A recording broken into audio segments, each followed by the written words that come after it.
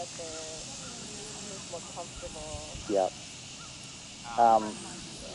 I can't emphasize, especially with your left hand, your left is watching that outside range, keeping support on that inside range, because you definitely are. I don't know why you don't do it on the right turn. You should do it on the left turn. Yeah. So on the left turn You were doing it on both. Now you're just doing it on the left. I'm not keeping a good. I'm not good enough left. On the left hand, on the left rein, you're raising and holding your outside rein.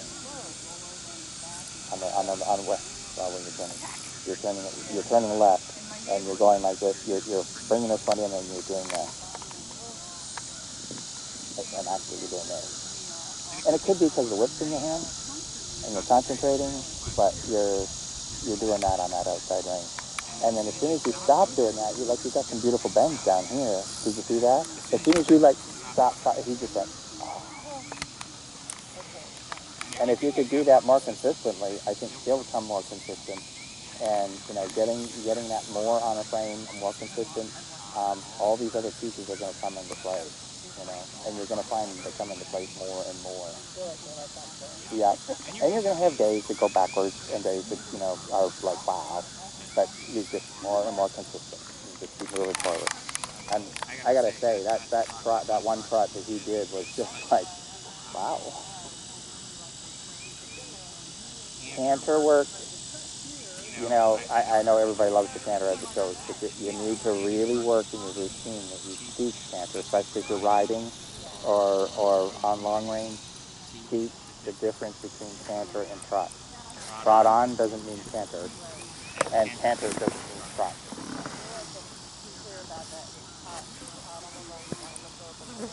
Yeah. Yeah. But he might need a reminder because you had that show, and then I think he's probably getting just a little confused when you're pushing him at the trot. He's wanting to canter again. That's actually the first time he's done that. Yeah. So yeah, I want to put a stop to that right away. Yeah. I warmed him up before I cantered him in harness for the first time. I did it on the lunge line. Yeah. Went through our routine. Yeah. And then I harnessed him, and we did just a couple little trainers coming on the circle. Yeah. And then we did one coming out of the hazard, and then we went right down to a walk. And I didn't have any disruptions there. Yeah, he certainly was.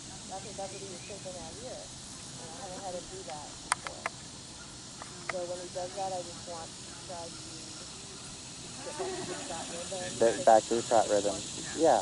And what I always talk about is that you have to learn, and a good place to do this is on the road, getting a horse to trot on, and getting faster at the trot, and not cantering. Learning that trot is trot, canter is canter. And people are like, oh, well, don't teach your driving horse to canter. I'm exactly the opposite. You need them to understand what the difference is, and you need to understand when you're asking for it. Yeah, I totally agree. As part of my warm-up, I teach them to do that a little bit. Yeah. Simple, and then lengthening. Yep. Shortening, shortening. He's getting it. I think it's all new to him. I think before it was all just sweet. Yeah, and he seems. I think he's happier in this bit than the other bit myself. Yeah. I'll go ahead and get one in the right size for him. Well, try just a little bit longer. Just make sure he stays that way before you buy. But so far, I'm impressed with how he is with this bit. Okay. And are all Mullen mounts pretty much the same degree? They're not all, but you're just looking for a slight Mullen, enough room to give his tongue. Okay.